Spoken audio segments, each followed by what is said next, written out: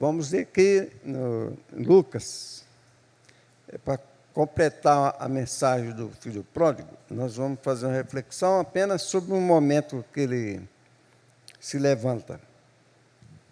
O capítulo 15, então, diz, do 17, e, tornando em si, diz, quantos jornaleiros do meu pai têm abundância de pão, e eu aqui pereço de fome. Levantar-me-ei e irei ter com meu pai, e dir-lhe-ei, pai, pequei contra o céu e perante ti, já não sou digno de ser chamado teu filho, faze-me como um dos teus jornaleiros. E levantando-se foi para o seu pai, e quando ainda estava longe, viu seu pai, e se moveu de íntima compaixão, e correndo lançou-lhe ao pescoço e o beijou. Amém. A minha neta aqui, a Lais, ela vai ler uma poesia. Pode sentar. Bom dia, né? A poesia de George MacDonald, de 1824 a 1905. Meu Senhor, eu não tenho roupas para ti. Meus sapatos são furados e práticos pelo caminho da estrada. Estou rasgado e desgastado, ferido pelo aguilhão e sujo para arrastar as minhas cargas fatigantes. E mais preciso de ti, verdadeiramente como filho pródigo. E eu cambaleio e compadeço perante a ti, meu Senhor. Esse poeta, escritor, foi membro de C.S. Lewis, escreveu o livro sobre ele em 1946.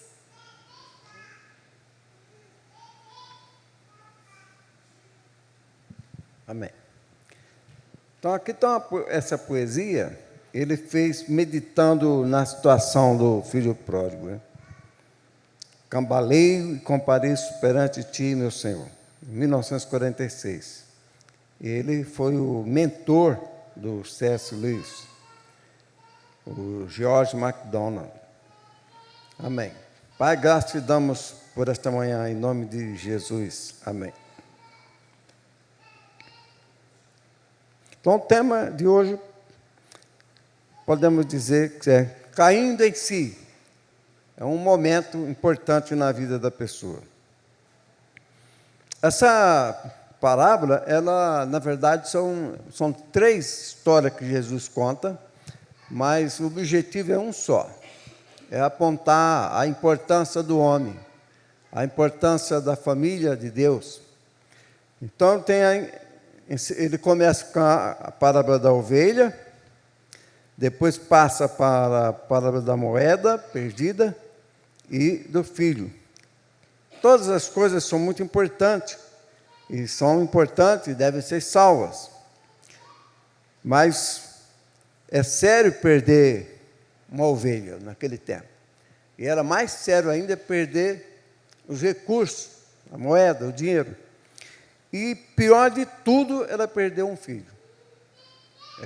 O que a parábola é um conjunto, uma unidade que fala sobre perdas.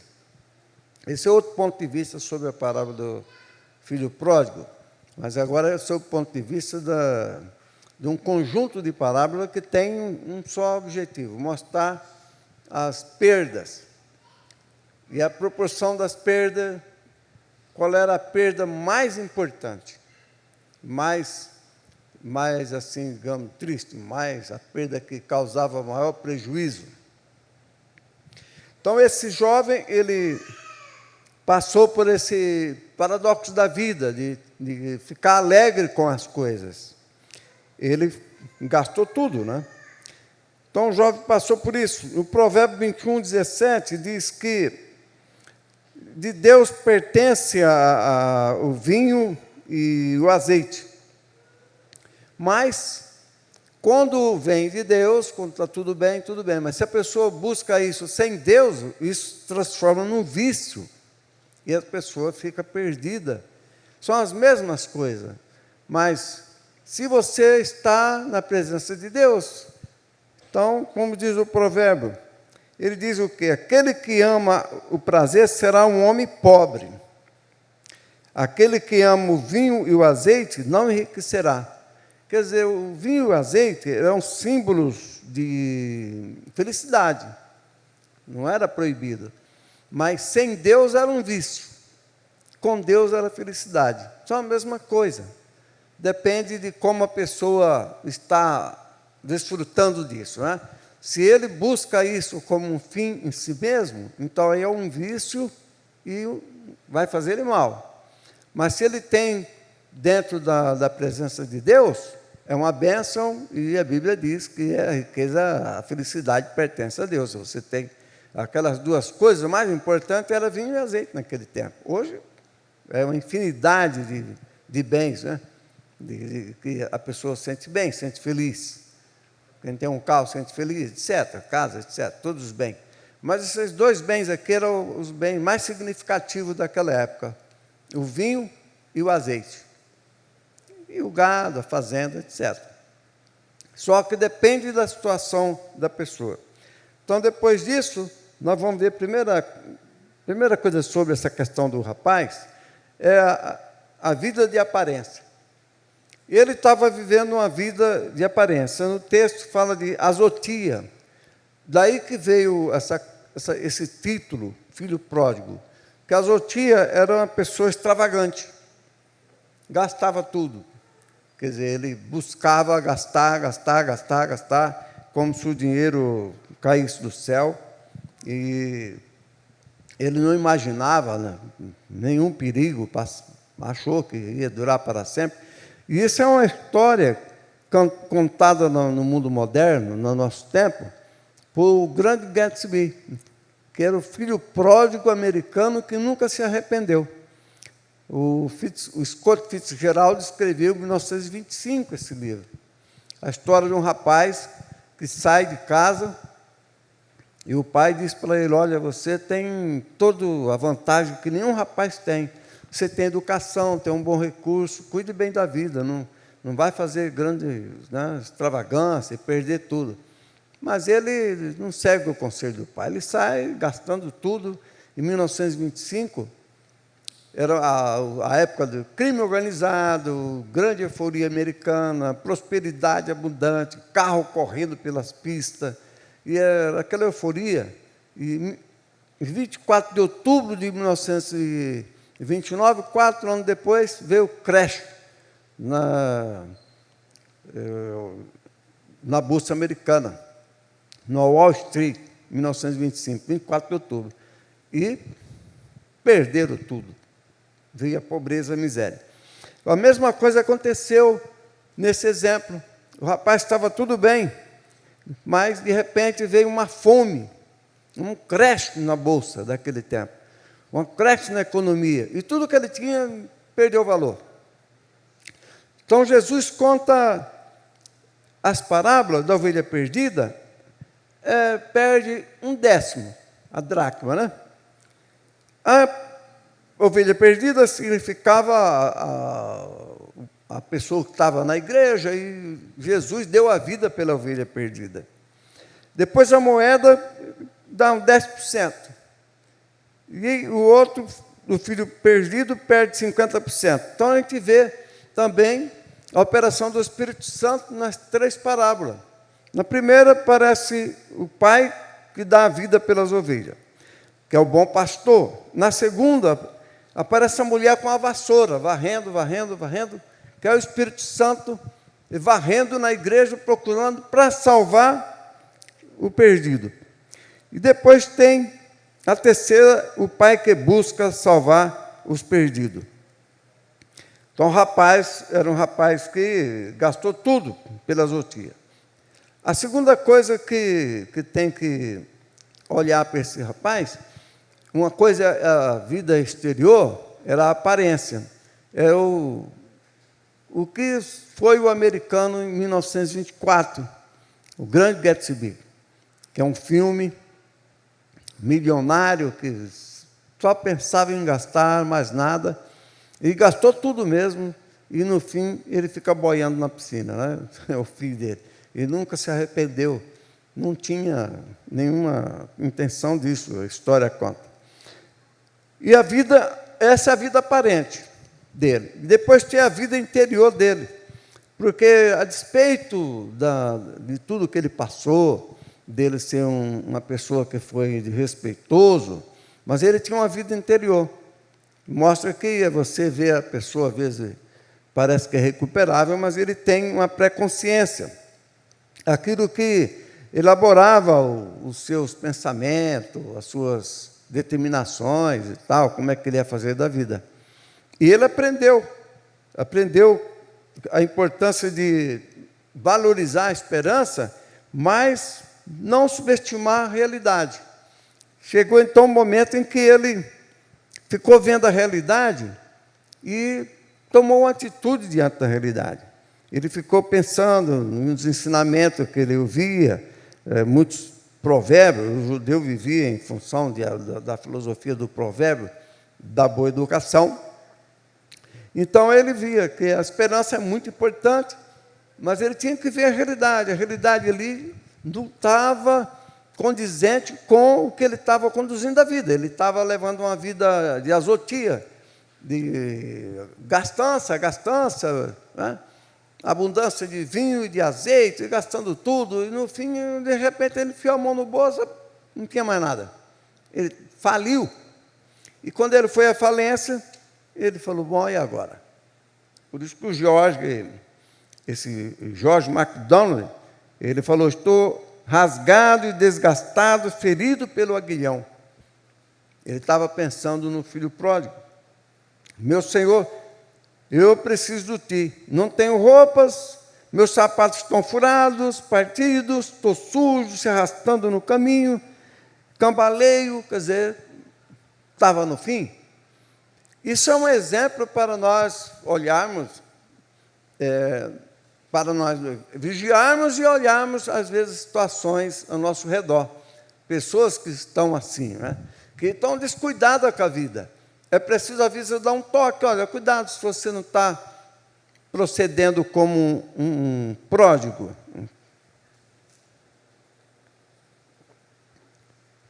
É uma coisa difícil de você fazer, mas é uma necessidade. Então, o que acontecia? Quando ele começou a refletir, ele começou a ter uma luta interior. Uma luta interior entre a miséria e a abundância. Quer dizer, eu estou aqui passando fome, e meus amigos lá que trabalham com meu pai têm abundância, tinha mais do que necessário, e ele não tinha para comer, e os empregados do pai tinham sobrando. É aí que ele começa a fazer a reflexão, a alma que começa a refletir sobre si mesmo.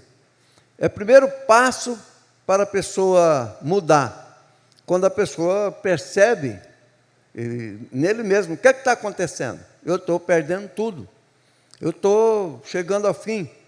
Isso é o primeiro passo da autorreflexão para a pessoa entrar no espaço do arrependimento, de melhorar de vida perante Deus e tudo. Esse rapaz, ele teve essa experiência, né? Essa experiência que começa no interior, e depois nós vamos para um momento muito metafísico da vida dele. É quando o texto diz, caindo em si. Como é que você cai em si? Quando você descobre que não dá certo. Eu preciso mudar. E você vê isso, às vezes, na família, nos amigos. Você trabalha com pessoas que precisam fazer isso, né? Tem amigos, parentes, que você imagina, que hora que essa pessoa vai cair em si? Que hora que ela vai acordar? Algumas pessoas dizem, né? Por que ela continua dormindo? Por que ela ainda não percebeu e que chegou a hora de cair em si, de despertar? Então, caindo em si, depois de um exercício de ir e vir, o texto, quando você imagina isso, a questão de cair em si, essa palavra significa que você vai e volta. Você faz comparações entre si mesmo. A primeira coisa que a pessoa aprende, desde Confúcio, Era exatamente isso, bem antes de Cristo, 600, no tempo dos gregos antigos, na China, Confúcio já ensinava isso, na China, e muitas outras culturas ensinavam, que a pessoa tinha que fazer essa reflexão de ir e vir, significa cair em si, que a pessoa começava a pensar no mais, no menos, o que está acontecendo e tal, então caiu em si, descobriu a realidade e disse, olha, aconteceu uma coisa que eu não imaginava. Às vezes a pessoa tem um bom emprego e para ele aquilo é tudo, né? Ele não liga para nada, nunca se preocupa com Deus, ou igreja, ou confissão, nada, a vida está numa boa. Mas quando falta tudo, a pessoa cai em si. Foi o que aconteceu com esse rapaz. Ele caiu em si. Ele começou a conhecer a si mesmo.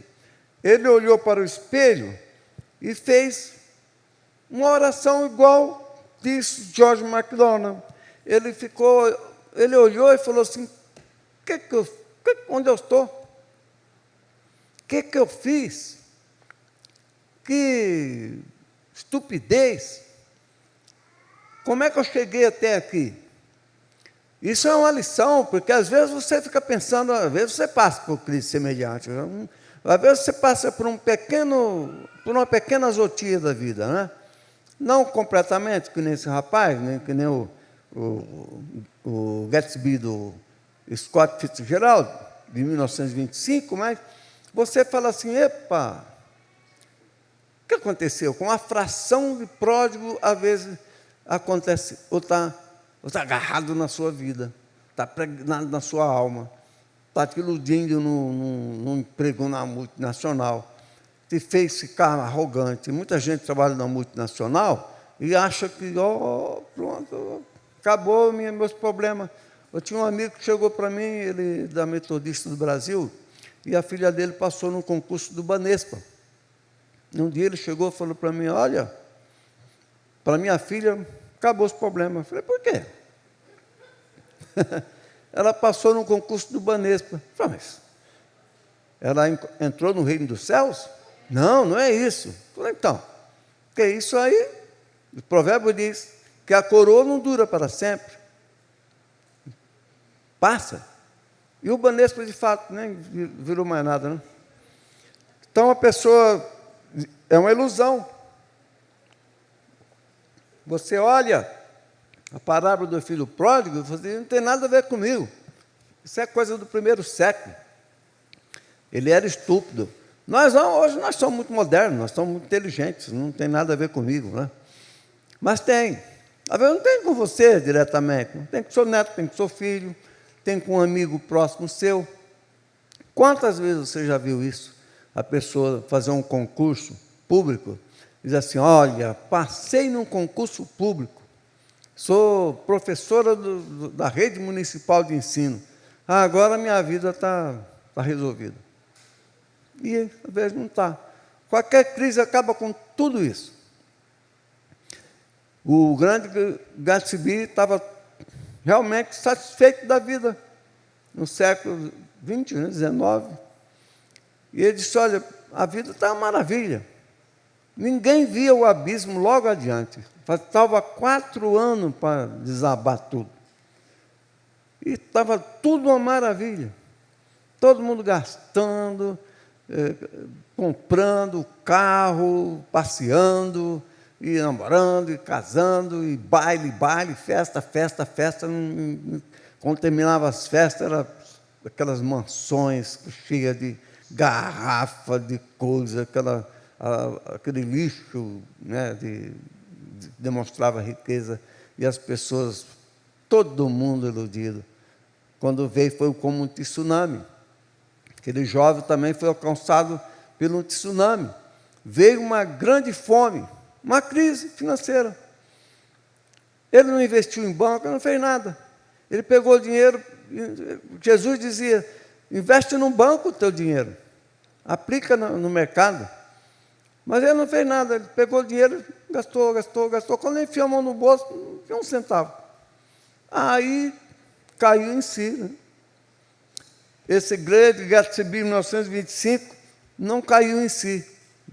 Ficou tão transtornado que caiu na piscina. Coitado. Então, você olha esse quadro, você vê que ele passou por essa experiência e elaborou um sermão, oração. Ele pensou, ele foi inteligente, falou, o que é que eu faço? Isso é uma coisa, não é só para você refletir nesse rapaz infeliz, né? Mas é para você ver a sua volta. Tem pessoas que você tem que dar um alô. Olha, presta atenção na vida. Tem alguns amigos, eu tenho amigos que eram empresários médios e se tornaram grandes empresários, ficaram ricos, né? Tem gente que ficou milionária, rica mesmo. Conheci pessoas que eram relativamente pobres, ficou rico. Eu acompanhando, vendo, tem vários. Eles têm sorte, os que fica perto de mim vai ficando rico, né? Então, eles às vezes, descuidam da vida. Não vê mais nada. Porque aquilo engana, como enganou o filho pródigo, da Azotia, o grande Gatsby americano de 1925, e muitos amigos seus, parentes, etc., e pessoas que começam a caminhar na vida e a prosperar, e a prosperidade vai lhe dando uma certa condição, e vai perdendo a condição humana de precariedade, e vai assumindo uma condição humana de autodeterminação. Eu estou numa bela posição. E até ver os outros assim como quem diga, você é subempregado, eu tenho um emprego melhor, eu tenho garantia, você é uma pessoa que não tem nada, eu tenho. Então fica vivendo assim, como vivia esse personagem bíblico, e muitos amigos que nós temos. E também isso nos fustiga, né? Você vê que na poesia ele fala o aguilhão que me deixa inquieto. Eu estou rasgado e desgastado, ferido pelo aguilhão. O aguilhão é não, que nem o aguilhão que Paulo fala, as cutucadas do destino, talvez, né? A pessoa pode usar o destino, entre aspas, cutucada do destino. Esse rapaz aqui, de 1946, sentiu o aguilhão. Paulo dizia o aguilhão da lei, o aguilhão da morte. E às vezes a pessoa não percebe o aguilhão. Esse cara percebeu, esse personagem do McDonald. E esse personagem bíblico, ele sentiu o aguilhão. Quando o aguilhão bateu nele, ele caiu em si. Ele acordou e olhou em volta, porcos. Olha que situação. Judeu não queria saber de porco, não. Eu acredito que nenhum de nós gosta de criar porco, assim, não é verdade? Se você paga alguém, e aquele rapaz judeu, que tinha uma tradição de pureza, tudo, quando chega lá, que a crise financeira chega, ele quer emprego, de qualquer jeito, ele precisa comer. Aí ele falou, um fazendeiro rico, falou, tem um emprego aqui bom para judeu. Qual? Cuidar dos meus porcos. Quer dizer, o outro fazendeiro rico zombou dele. Não podia fazer para ele cuidar pelo menos dos galos, dos gansos e qualquer coisa lá, né? Mas não, vai cuidar dos meus porcos, seu judeu. Né? Era impuro, era animal impuro. Judeu não queria saber de porco. Eu acho que nem come carne de porco. Então ele baixou a cabeça e foi lá cuidar dos porcos, quietinho. Aquilo foi trabalhando a mente dele, foi criando a compaixão por ele mesmo. Quer dizer, ele não tinha compaixão de si mesmo. Mas na hora que bateu o aguilhão da miséria, ele acordou, ficou com dó dele mesmo. Falou, coitadinho de mim, né? Estou aqui criando porco. Ele deve ter ficado horrorizado com essa situação, que tinha um aspecto espiritual muito ruim. E a coisa mais terrível é quando uma pessoa relativamente bem empregada, a pessoa bem rica, fica pobre. É um desastre completo. Em 1929, quando deu a crise, era 25, em 29, quando deu a crise americana, muitos pularam da janela. Pessoas ricas pulavam da janela.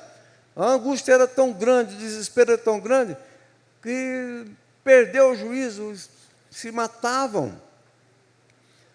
É o caso da China também, que muitas pessoas descobriram que compravam imóvel para alugar, mas não tem ninguém que queira alugar os imóveis. Tem milhares de apartamentos lá que ninguém quer, porque o Estado fez mais apartamento do que a necessidade, que é comunismo. E as pessoas compravam para investir. E agora não sabe o que fazer com o imóvel, que nem pode alugar. Vender ninguém quer porque tem demais. Restou a angústia, restou a depressão. Esse rapaz ficou no limite da depressão, da vida sem sentido. E no Brasil diz que milhões de pessoas sofrem de depressão, sabia? E não é só adulto, não, criança. E muitos nem sabem de onde vem aquela melancolia. E a pessoa fica deprimida.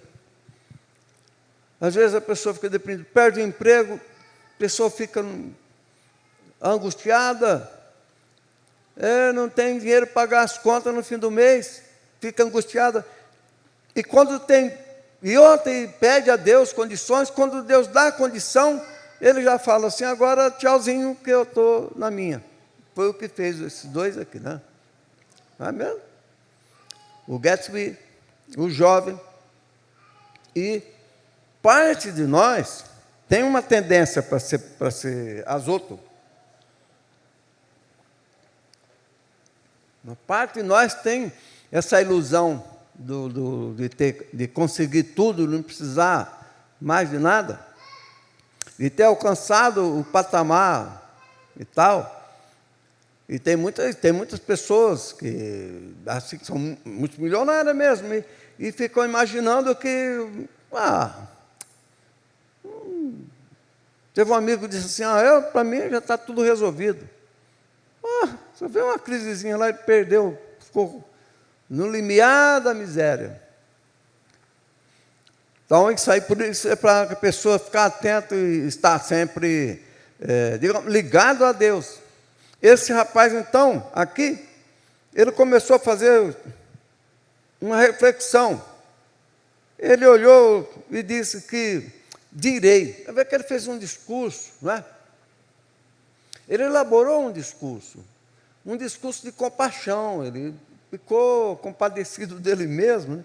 O texto diz que ele pegou e disse, mas a palavra aqui do hebraico é mais do que dizer. Não é simplesmente dizer, Pai, pequei contra os céus perante ti. O texto, o verbo não é o logos, do logos, é femi. Brilhar, trazer à luz, fazer contrastes afetivos do antes e depois, que criava um ambiente de revelação. Então o rapaz fez uma teofania, uma epifânia, uma revelação da alma dele. Ele fez uma reflexão espiritual. Ele não foi só assim, como quem diz, pai, eu pequei contra ti, viu? Eu fiz estou muito bem, não, pai, eu fiz um negócio. Não, ele criou uma reflexão íntima profunda, que é do Femi. Daí que vem a epifânia. Ele criou uma revelação pessoal de si mesmo, e também na figura do pai. E você vê que essa figura do pai, nessa parábola, são as 3 parábolas, né? Da ovelha, da moeda, do filho. Esse pai está sempre, você vê no texto, em todas essas parábolas, que o pai alegrou-se. Você já percebeu? Alegre conosco, alegre comigo, fique feliz comigo, porque Deus se alegra. Porque o judeu tinha muito assim uma reflexão sobre Deus, como um guerreiro, parecendo com o homem, como um pai, parecendo com o homem. Então, eles tinham um relacionamento assim com Deus, diferente de nós. Diferente, eles tinham uma coisa assim, meu pai, assim como você fala do seu pai. Tão pessoal, assim, tão identificado com o homem. Quando eles falam assim, meu pai, ele está quase falando meu pai, terreno, semelhante, parecido, ou a mesma coisa. E Jesus parece que ainda ajudava isso, né? Porque Jesus chega assim, o pai, que era o dono da fazenda, e era Deus. Você vê? Então Jesus também coloca Deus como quase uma figura humana.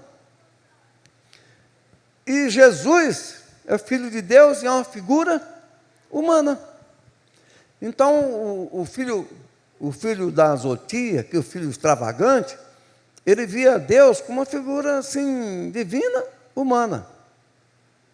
Por isso que o judeu também espera o Messias, que é uma figura divina, humana. E esse personagem da parábola, você lendo, você vê um homem, não é? Um homem judeu, tipo do Ben-Hur, aquelas vestes ricas, não é?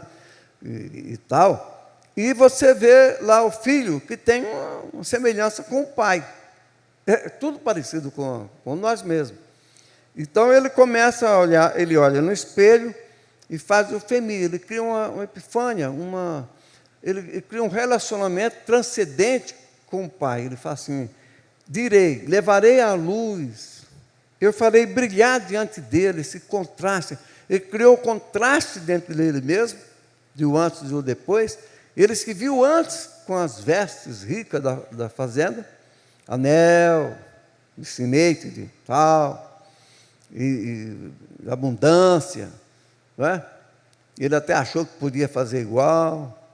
E depois ele viu aquele momento de miséria. Já deve ter vendido anel, deve ter vendido tudo, o sapato estava tudo. Sabe o que, como disse o poeta? Ele dizia, eu cambaleio, estou rasgado, desgastado, sapato furado, partido, tudo estragado. Ele estava totalmente estragado, coitado. Mas ele foi inteligente, né? Ele elaborou esse sermão e fez esse femi, essa sinfonia, essa epifânia, e iluminou todo o ambiente, quando disse assim, olha, ele caiu em si, acordou.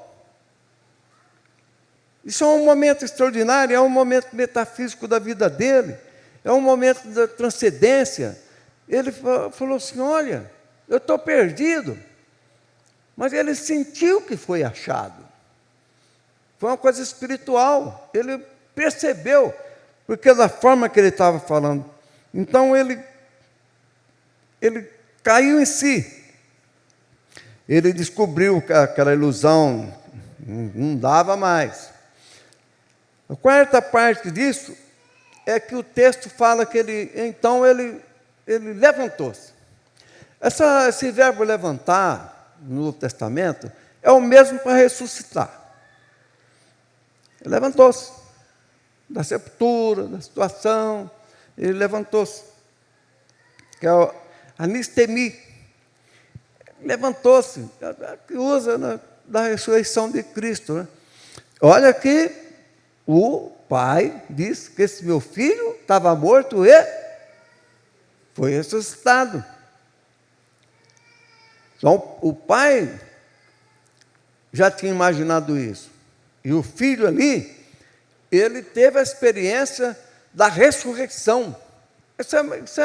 Isso acontece também, às vezes, conosco, um amigo seu, tio seu, etc., e seja lá quem for, em que de repente fala assim, olha, não estava certo não.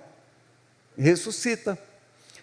Então ele caiu em si, ele caiu em si. Foi um down, e aquele conflito interior, depois ele se aprontou e se levantou. Levantar-me-ei. Isso aí é outra coisa muito importante, que para você ensinar para a pessoa, para você observar em si mesmo, porque às vezes você tem um terço do pródigo, né? Tem alguma área da sua vida que está pródiga, não é? Que está azota, etc.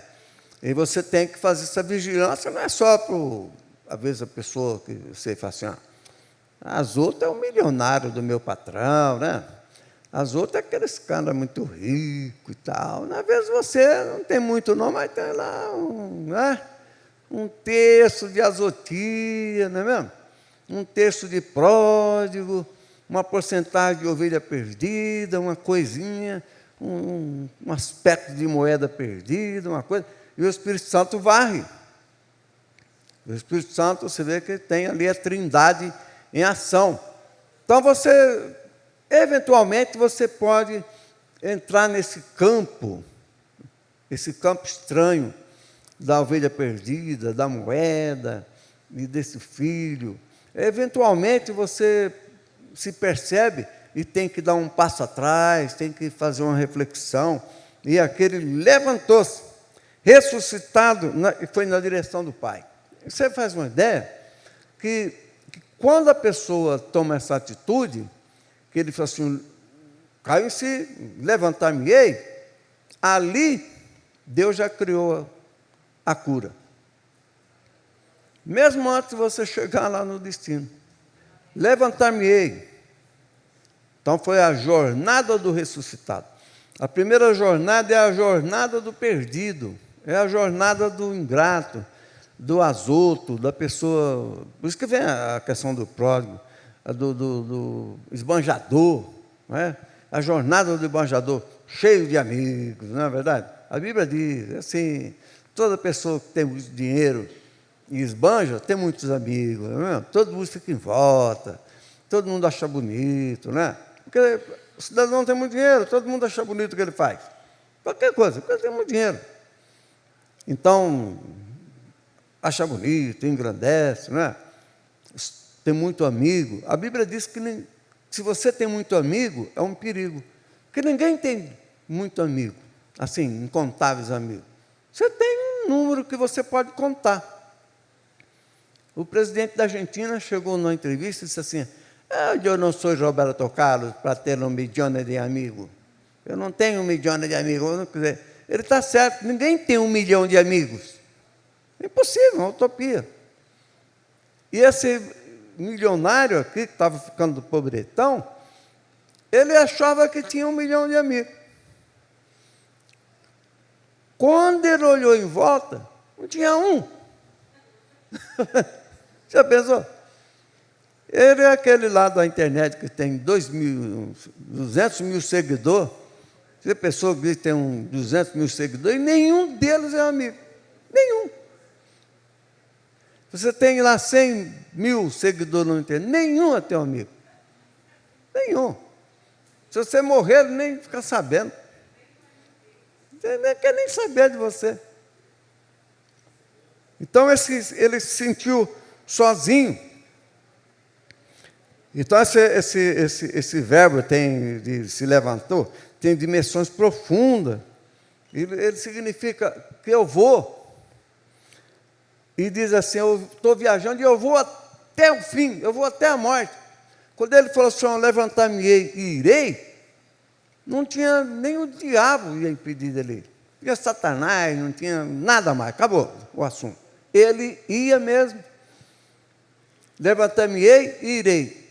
Não tinha ninguém para impedir, porque Deus já tinha operado esse milagre nele. Não tinha mais como ninguém impedir. Quando alguém decide isso, ninguém impede. Irei.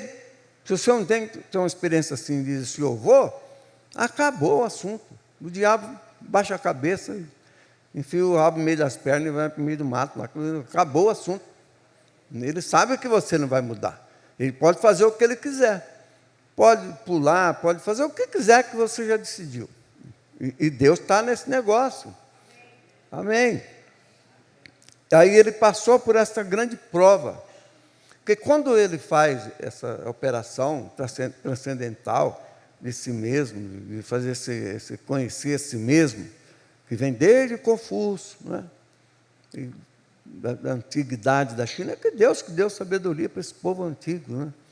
ele já fez esse exame de si mesmo, já estava resolvido, ele tirou essa prova. Como é que ele tirou essa prova da certeza das coisas que se espera? Ele tirou através de convicções internas. Você vê aquele texto esse texto aqui fala que o pai sentiu íntima compaixão. Você sabe o que significa íntima compaixão? Você imagina, né? Mas é que os antigos, eles diziam que era uma palavra que é epsclaniste, que significa as entranhas. Assim, aqui dentro, assim, ó. Aquilo ali dentro. Diz que a alma fica mais ou menos assim, que as pessoas, quando se emocionam, faz assim, né? Não é? Não faz assim. Faz aqui. Não é assim? E aí, que o pai se moveu de íntima compaixão, que seria que move as partes interior. Geralmente diz fígado, rins, coração, aquela coisa assim, ficou assim. O pai, esse filho, também, ele passou por isso. No campo espiritual, quando o filho sente assim, Deus já está lá vendo. O pai já estava percebendo, mesmo sem ter visto fisicamente o filho. Ele devia... Você já percebeu que muita coisa você diz assim, quando alguém vai falar com você, e você diz assim, olha só, eu estava pensando nisso agora mesmo. Você já viu? A pessoa disse uma coisa e você fala assim, não era o que eu estava pensando. Existe uma comunicação, como se quase fosse de mente, porque era o filho e o pai. O pai percebeu, ambos sentiram. Bom, para Deus não é segredo, né? Mas para o filho ele sentiu uma compaixão de si mesmo e sentiu a compaixão do pai também. Ele pensou, que papelão que eu fiz. E como é que eu chego agora, que eu saí com o bolso cheio de dinheiro, agora estou aqui nesse farrapo, sapato rasgado, camisa rasgada. O camarada estava uma cara de mendigo, não é não? O George MacDonald fez a figura de um homeless, um sem teto, um sem casa, um abandonado pela rua. Sei lá, sapato rasgado, camisa rasgada, roupa toda suja, aquela carga pesada, aquele carregando pelo caminho, imagina, o camarada não tomava banho, estava destruído, coitado, não é? E o pai, quando viu ele, teve íntima compaixão e sentiu também aquela alegria interior. Da onde você imagina que às vezes você fala, o pecado entristece Deus. Você já ouviu falar isso? Tá. Então, Deus também se alegra. E ele diz que mais nesse trio de parábola, ele diz que é mais alegria no céu por um pecador do que se arrepende. A mulher que acha a moeda, alegre-se conosco. O que encontrou a ovelha, gente, vamos ficar contentes. Esse filho estava morto. E ele diz aqui, e ele se levantou. A moeda estava perdida e eu a encontrei. A Lana está pensando no seguinte, faz 3 dias que está procurando identidade para acertar uma conta. Ela procurou em tudo quanto é lugar. Eu falei, eu desisto. Né? Mas ela tinha posto num lugar que eu nunca ia achar. Falei, ali eu não ia achar, não. Hoje de manhã eu estava lendo lá na varanda, ela não se conteve. Ele chegou e falou, achei. Falei, aonde? Lá só você, porque eu não ia procurar a carteira de identidade. Quer dizer, quando acha, fica alegre. Essa mulher varreu a casa, quando encontrou, vizinha, vamos se alegrar aqui. Olha, encontrei. O pai, quando encontrou, vamos ficar alegre. O outro lá, ciumento, quando escutou o barulho da dança, né? Alegria. Ele falou, o quê? Mas o que é isso? Que alegria é essa? Eu estou aqui há tanto tempo, ninguém canta esse hino de alegria. Por que foi? Até o irmão que voltou. Aquele gastador, ficou embrutecido, tal. porque estava perdido no meio das leis, no meio do sacrifício, no meio das ofertas, está totalmente perdido, bonitinho, perfumado e perdido. O outro sujo, farrapado, sapato rasgado e tudo mais, mas estava contrito de coração. Então nós temos que ter sempre essa versão do pródigo transformada em nós mesmos. Porque ela está sempre ali, está dormindo, sabe? O filho pródigo está do nosso lado, dormindo. Então é preciso ficar atento. Se esse pródigo não te alcançou. Hoje o Antônio chegou ali com 2 pombinhas. Eu fico olhando o ato, claro, da caridade, ele preocupado com 2 pombinhos. Isso aí é coisa espiritual. Ele falou assim, ó, caiu. Mas como? Aqui? É um ninhozinho ali. Falei, agora põe numa caixa de papelão, temos que dar um jeito nisso, né? E ele arrumou lá, disse que a mãe dele, aí depois chegou e me disse assim, a mãe dele já está cuidando. Falei, se a mãe está cuidando, tá bom. Então está aí, cuidado, né? Então a prova do electron que aconteceu ali dentro do coração do jovem, teve aquele ir e vir, sim ou não, como é que eu vou fazer isso? Ele estava lá meditando, refletindo, porque ele caiu em si. Às vezes você pensa assim, caiu em si, um estalo, né? Opa, olha, isso foi rapidinho. Não, às vezes leva 1 dia, 2, ele ficou naquela, do electro, da prova das coisas que se esperam, né? Ele imaginava o pai, assim, o pai pode chegar para mim, vai ser o malandro. E ele falou, eu estou perdido, né? E ficava naquele sim ou não, falando, eu vou chegando lá, e de repente meu pai me olha e fala assim, você gastou todo o meu dinheiro, e ele ficou, é a prova. Aquele texto de Hebreu que fala a certeza das coisas, a certeza do electron, a certeza que nós estudamos no retiro, ela não é uma certeza imediatamente direta, objetiva, ela trabalha no sim e no não, tanto que ela pode aprovar ou reprovar. Quando entra nesse campo da certeza, o rapaz poderia se reprovar.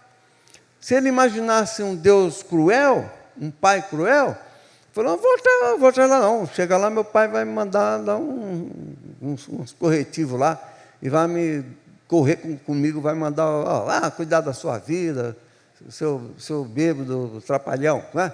Seu azoto. Então ele pensou todas as coisas que ele falou. Por que ele fez um discurso bonitinho? Porque ele tinha pensado no oposto. O discurso bem feito, bonito desse rapaz, ele tinha o seu contrário. Quando ele diz assim, me levantar-me-ei e direi para o meu pai, pai, ele pode ter a pré-consciência das coisas negativas do subsolo. Ele fala assim, pai, até a paciência, o dinheiro era meu, eu gastei mesmo. Mas aí depois, não, isso não vai dar certo. Né? O subsolo trabalha contra a gente. Ele é um litigante de má fé que trabalha 24 horas com você. Esse não eu, esse antagônico do pródigo, esse antagônico da humildade, trabalha com você. O rapaz, às vezes você pensa que o rapaz levantou-se numa boa, assim, falando, nossa, está tudo perfeito. Agora esse discurso que eu estou fazendo aqui, perfeitinho, bonitinho, está tudo certo. Não, deve ter tido lutas difíceis no subsolo, que disse o Dostoiévski, no subsolo que vem aquela ira contra Deus, né? Blasfêmia contra Deus. Às vezes ele podia ter pensado em blasfemado contra o pai, aquele velhaco, aquele negócio, né? Mas aí, peraí, não é assim não, vem lutando com... A certeza envolve incerteza. A certeza envolve o seu contrário.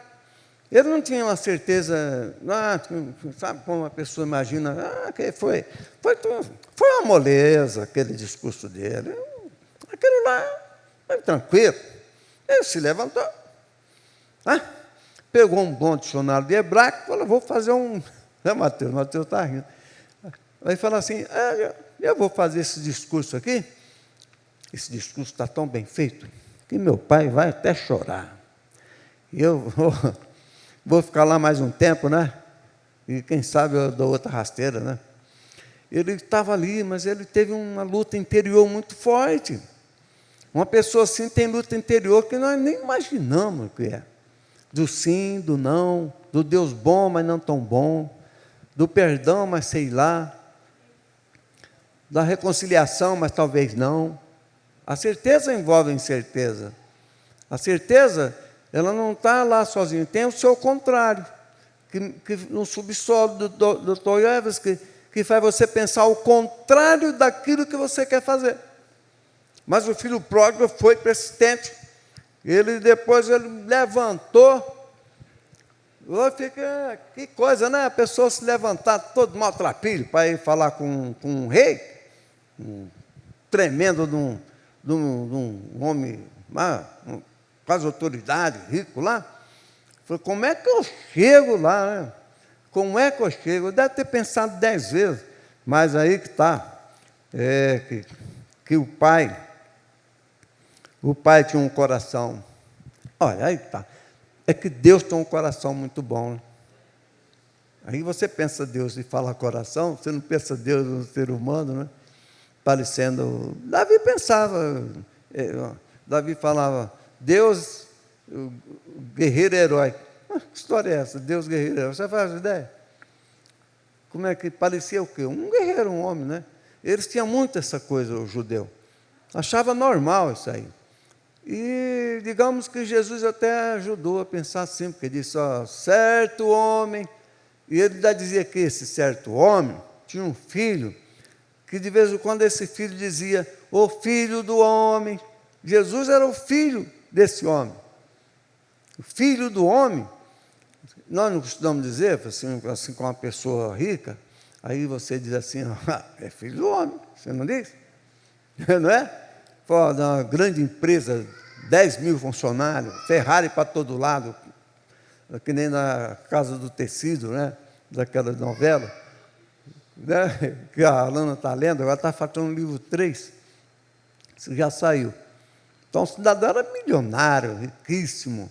Então, quando falava assim, quem é ele? Eu fui discutir com um rapaz, o funcionário falou, ele é filho do homem, você não vai brincar com ele. Jesus era o filho do homem, filho desse fazendeiro milionário, ricão. Isso é uma proporção humana, filho de Deus poderoso. Então, Jesus era também esse ser transcendental, rico, importante, grande autoridade. Esse rapaz deve ter passado uma grande luta na hora que ele caiu em si, que a palavra caiu em si é Elton. Tem um cantor com esse nome, né? Eu não sei o que ele quer dizer com esse nome. Então tá bom, vamos ficar de pé. Curva sua cabeça. Pai, graças te damos por esta manhã, graças te damos pelas tuas bênçãos, graças te damos por aqueles que se arrependem, graças te damos porque tu nos dá as condições de arrependimento, graças te damos pelas crianças, pelos barulhos das crianças, louvado seja o teu nome, graças te damos pelos pais, pelas mães, pela abundância que todos nós temos, pelo privilégio de ajudar o próximo, graças te damos pelos filhos pródigos da vida que voltam, em nome de Jesus, amém. E a graça de nosso Senhor Jesus Cristo esteja convosco e com todo o povo de Deus na face da terra, amém.